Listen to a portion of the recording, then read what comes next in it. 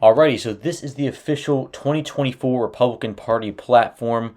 My name is James. We're going to be going over the current president-elect Donald Trump's platform for the United States. Not many people are aware of what is written down in his platform. I'm trying to come from a non-biased approach, from a more neutral approach, and not so much opinionated, but more factual of what realistically could happen in our government and the plan for the future. So this is July 8th, 2024. This was published, I believe, prior to the Republican National Committee. This is the official GOP platform. And again, the slogan, Make America Great Again.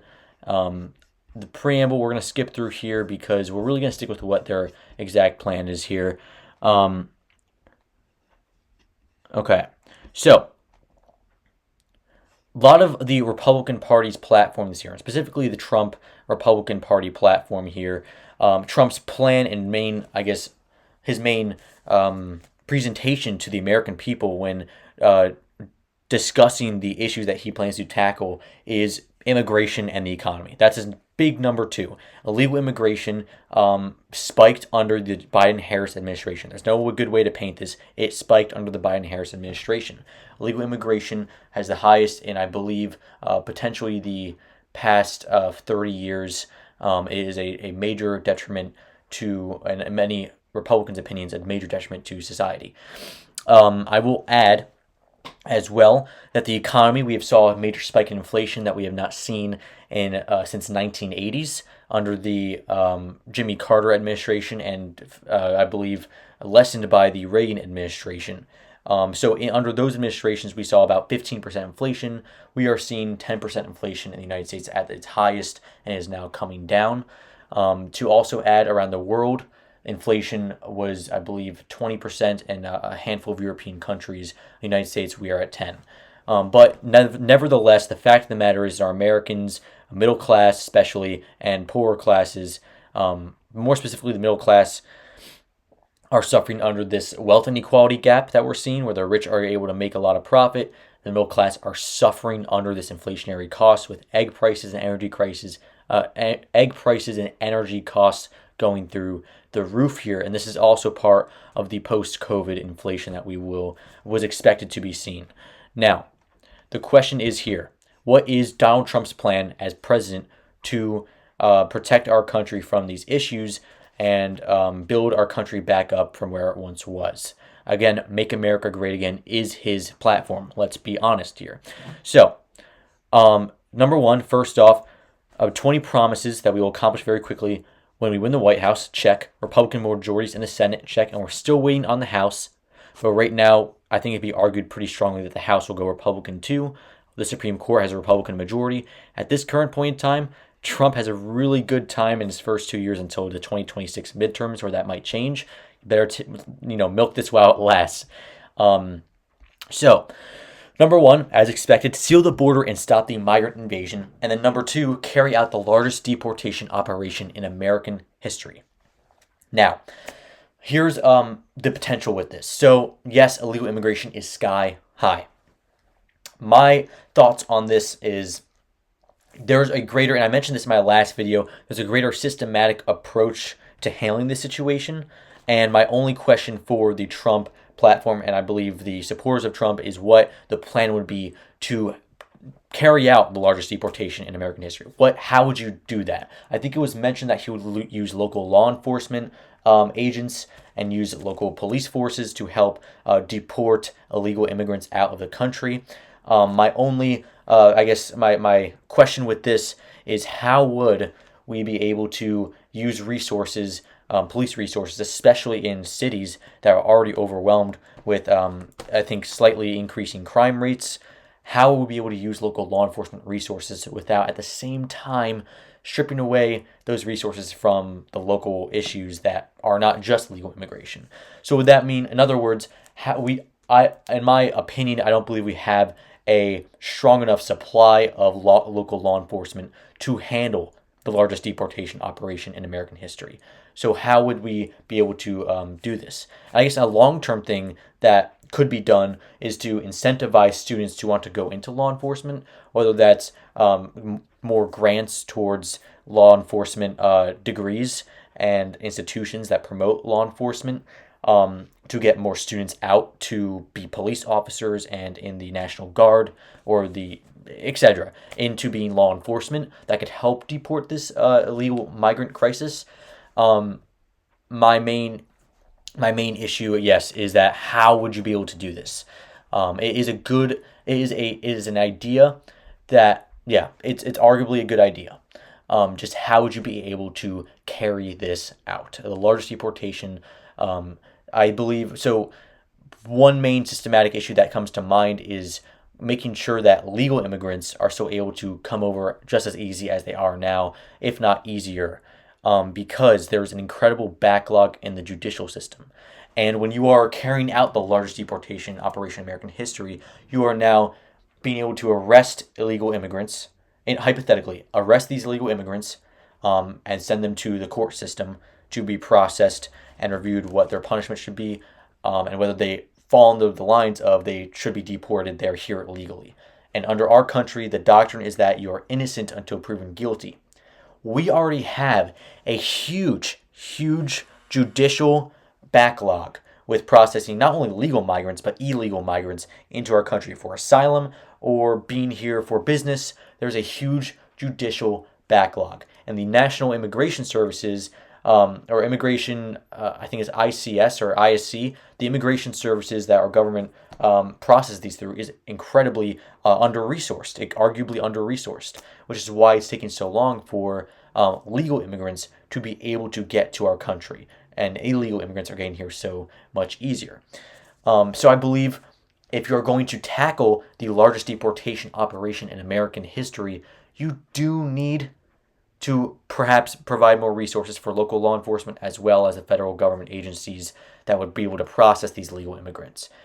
A lot of the Republican and Donald Trump's platform is to defund the administrative state. The problem with that would be if you defund the administrative state, which includes the immigration services, you're kind of shooting yourself in the foot if you're trying to carry out the largest deportation operation in American history. So I think there's a little bit of paradox there that might need to be figured out, and I'd be curious what Trump's plan is for his term. Now, ending inflation. Moving on from immigration, we have big number two of the issues here. This is listed on the third part of this list is end inflation and make America affordable again, followed by dominant energy producer in the world by far. So end inflation and make America affordable again.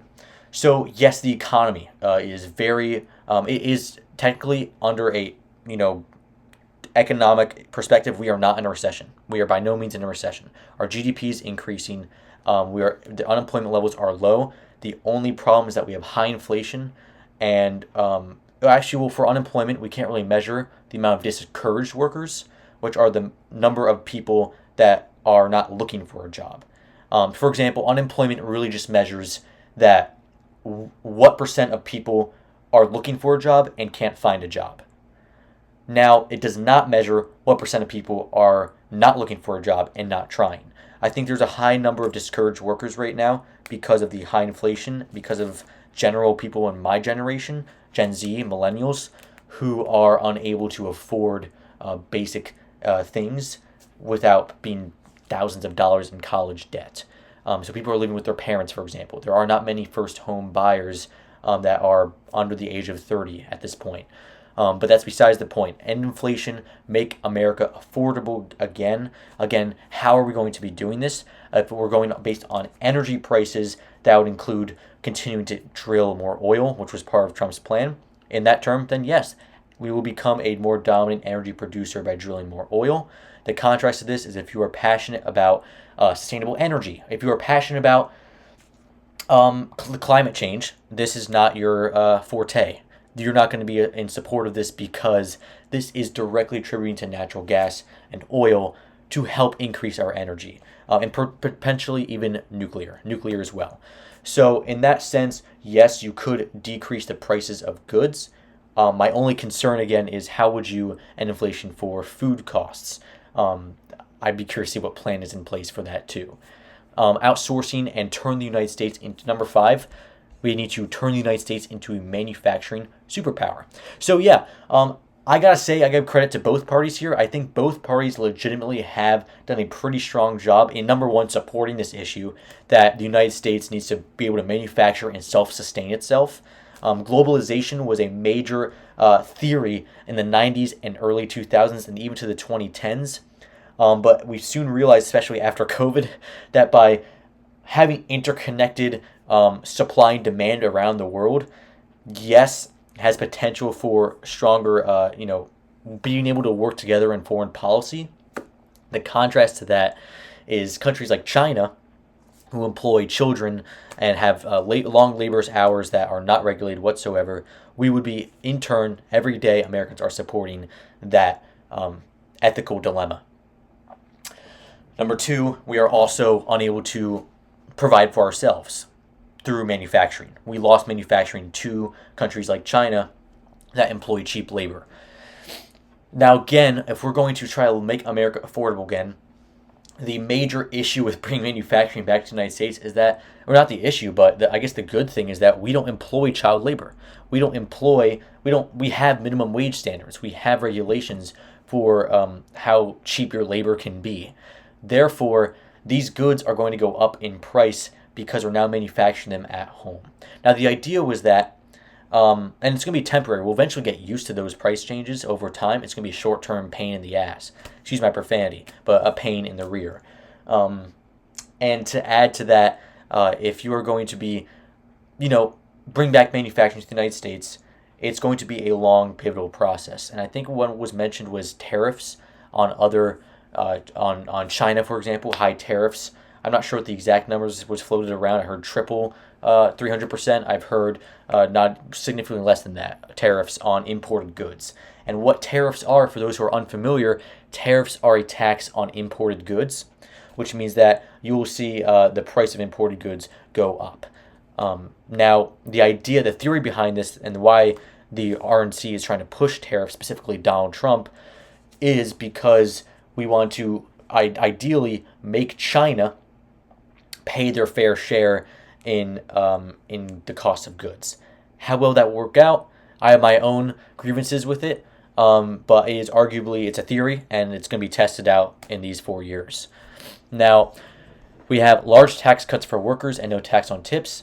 Arguably, this increases the amount of the amount of income we can spend as middle-class Americans, especially for people who are working, again, on tips, working at the, as in the restaurant industries, hotel industries. Yes, large tax cuts for workers would benefit, hypothetically, the economy. Again, the downside, there's a lot of trade-offs with each policy initiative, but the downside is that you are, in turn, increasing the national debt by lowering taxes, which is already $34 trillion, and I think increases by $100,000, I think, a minute. So that is an incredible debt, and if we want to tackle that, cutting taxes would not really benefit that. And the contrast to that argument is that tariffs would help rebuild that lost tax revenue, and would help, again, pay off the debt.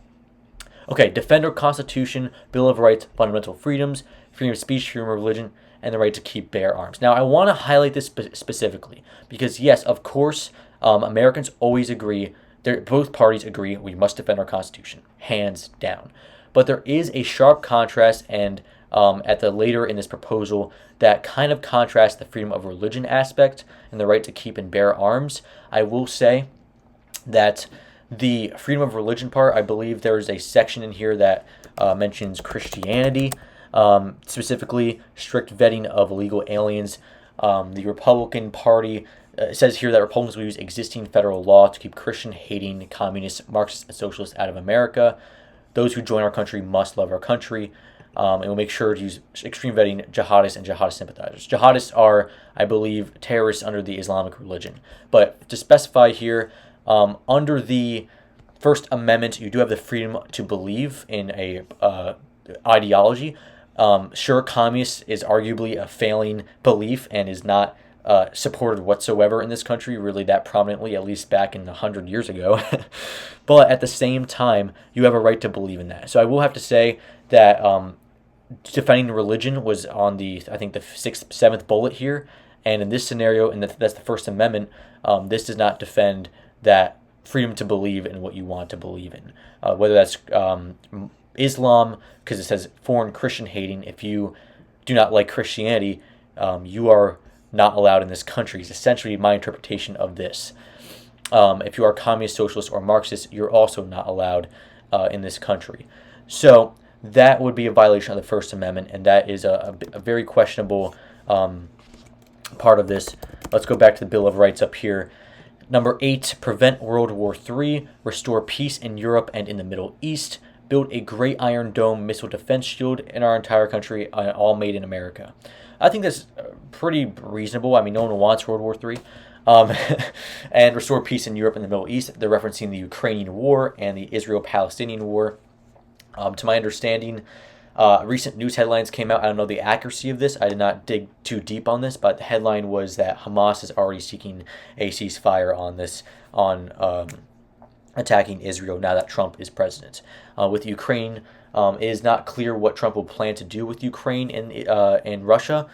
To my understanding, Trump wants to take away the funding, and a lot of Trump supporters want to remove the billions of dollars being sent to Ukraine, and that would essentially, it could be argued very strongly that Ukraine would fall into Russians' arms and would no longer perhaps exist, which would be very sad, and I think would, in my opinion, would not be the best of decisions considering the importance of NATO. Then again, the Trump platform, I don't believe, is in support of NATO or the Paris agreements or international relations. In other words, it's coming abundantly clear that the Trump administration is planning to become more of an isolationist country, similar to what we've seen in the 1920s, the post-World War 1920s, where the Woodrow Wilson, after World War I, was attempting to build the League of Nations, which was like the precursor to the United Nations. And it did not get ratified in the United States, causing the League of Nations to inevitably fail. And potentially, again, it could be argued that it caused World War II, the lack of international support for these countries that were suffering after World War I. So going back to an isolationist country was what we were back in the 1920s, and that it seems like what the plan is to be for the next 4 years. Now, and the weaponization of government against the American people, I'm not really sure what this is referencing. It's a little vague. I'm not entirely sure what the government is being weaponized against us. So I'm not going to really speak on that because I don't really know what it's referencing. Okay. Stop the migrant crime epidemic, demolish foreign drug cartels, crush gang violence, and lock up violent offenders. Again, already addressed this in number 1 and 2, that this is going to take a lot of resources, funding, that it is argued that the Trump administration wants to revoke the administrative state, and that would be including that federal funding that would lock up these violent offenders and crush gang violence. Rebuild our cities, including Washington, D.C., make them safe and beautiful again. So, yeah, I mean, fair enough, rebuild our cities. That's a very reasonable thing to believe in. I'm not really sure what we're rebuilding them from. If it's in reference to crime, then of course. Rebuilding it in what type of infrastructure? Is this probably not in reference to green infrastructure, but more so, it says making them safe and clean and beautiful again. It's a little vague. I'm going to skip this one. Strengthen and modernize our military, making it without question the strongest and most powerful in the world. Okay.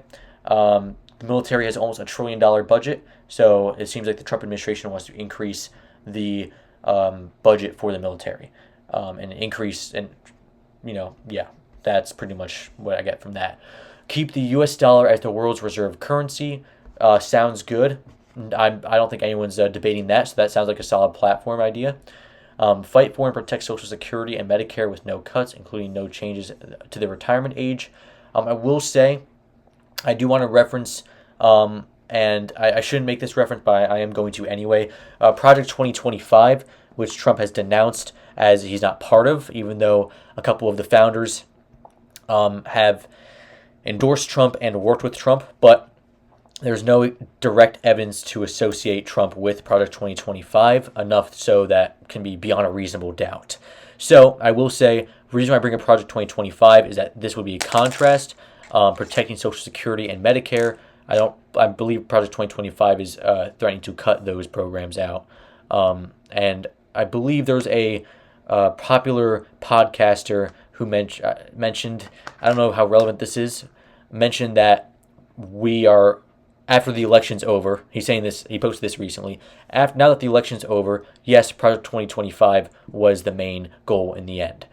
Now that is up for debate whether that's true, but this is a newscaster or podcaster who is very popular and well-renowned, and I would consider that an interesting point of regard. Okay, now we got about 5 more here. Cancel the electric vehicle mandate and cut costly and burdensome regulations. I think this is in reference to the EPA, Environmental Protection Agency.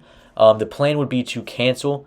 So really, there are tax cuts for electric vehicles and tax credits for electric vehicles. That if you buy an electric vehicle, you get government assistance with that. Essentially, to make it cheaper to afford electric vehicles, especially for members of the middle class.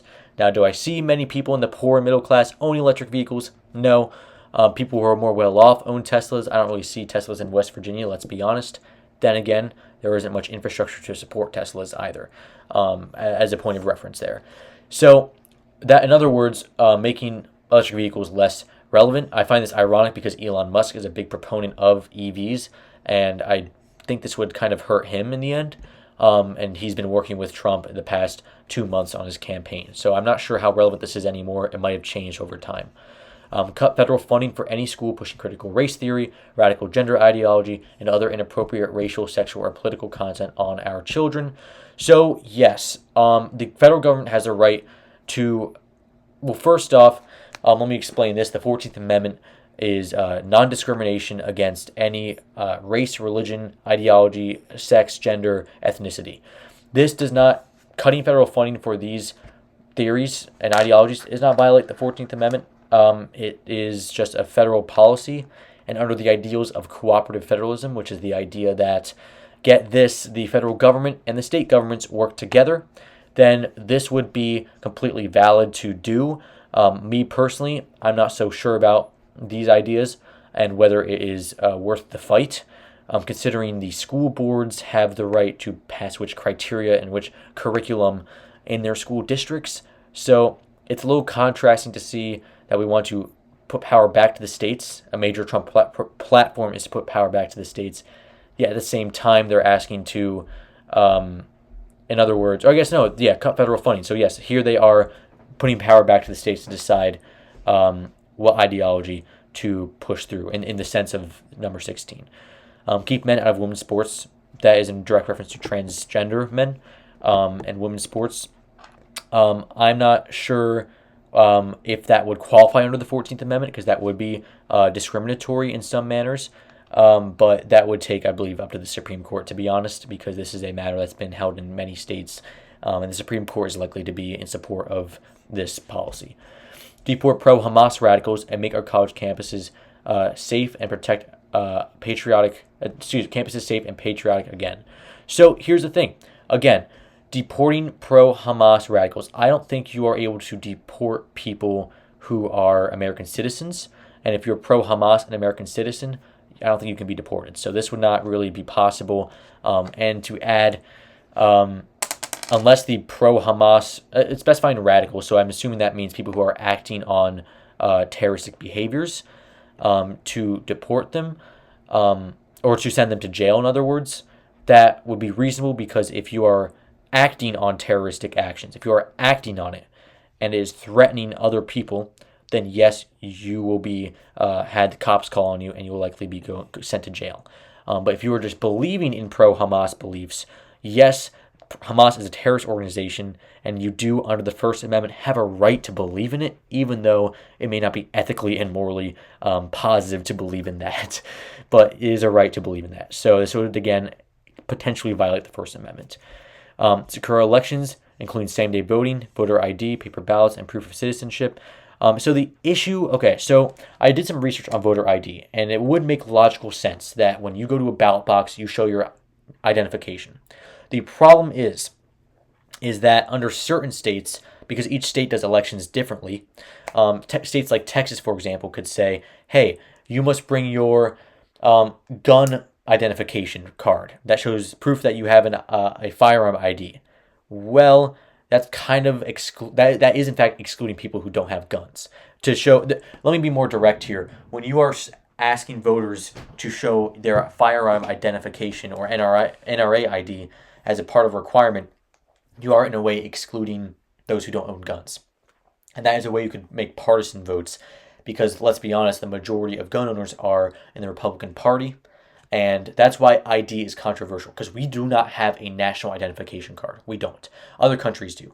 Social Security card can be argued as a national identification card, but is a tiny slip of paper that is not even laminated. It's not even a card, and no one really knows it off the top of their head. Actually, that's not necessarily true, but we need a national ID that would then make this voter identification. That's my opinion. This is my opinion.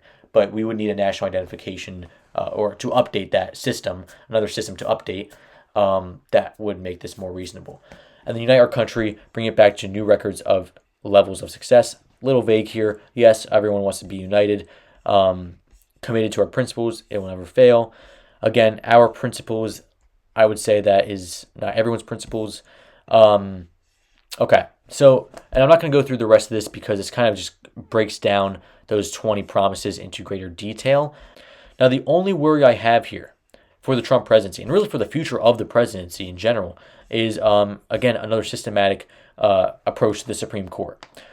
This is a little off topic to the Trump platform, but I think it's relevant to the Trump presidency. Supreme Court immunity case essentially identifies that if you are a president of the United States, you are immune to being prosecuted for presidential acts. So if I were to, let's say, as a presidential act or a declaration, or say, just call this a presidential act, like I'm going to, I don't know, hypothetical, completely hypothetical, stab someone in the neck as president, like literally stab someone, that would be under the Supreme Court is immune from prosecution.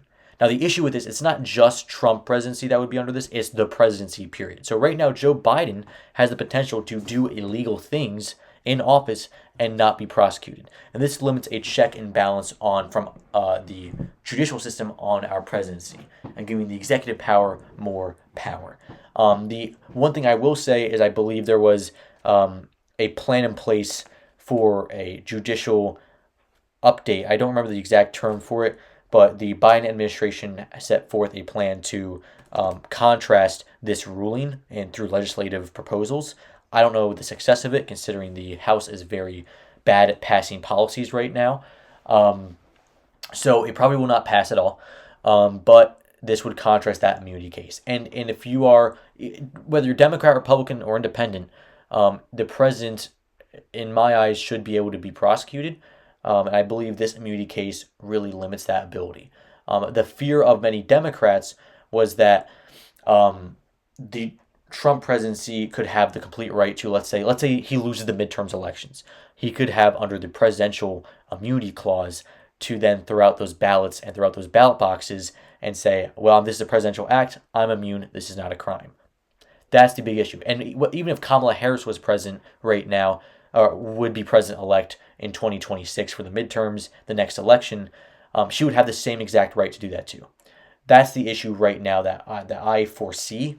This is, again, biased. Now I'm coming out more opinionated on this behalf because this is a legitimate issue for voters that people don't really recognize or realize that, yes, if you are president, you can do whatever you want. And that's a sharp contrast to the Nixon-Watergate scandal that I mentioned in my last video as a main pivotal point of electing outsiders, that the Nixon scandal made us realize that the president can be prosecuted, number one, and has the right to be prosecuted. This Supreme Court ruling contrasts that. And this is a bit of worry. At the end of the day, a platform is a platform, and actions speak louder than words.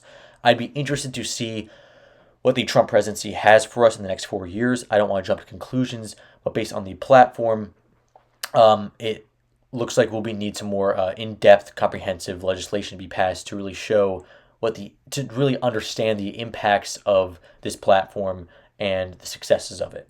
Again, a lot in every campaign, there's a lot of fake promises or promises that won't get completed. So I'm keeping my expectations low. At the same time, again, actions speak louder than words. So we'll see what he has for us. At the end of the day, he is our president, and I hope he is successful in the presidency. and hopefully we are able to, yeah, make America a better country at the end of the day. All right, thank you so much for watching. I hope you enjoyed.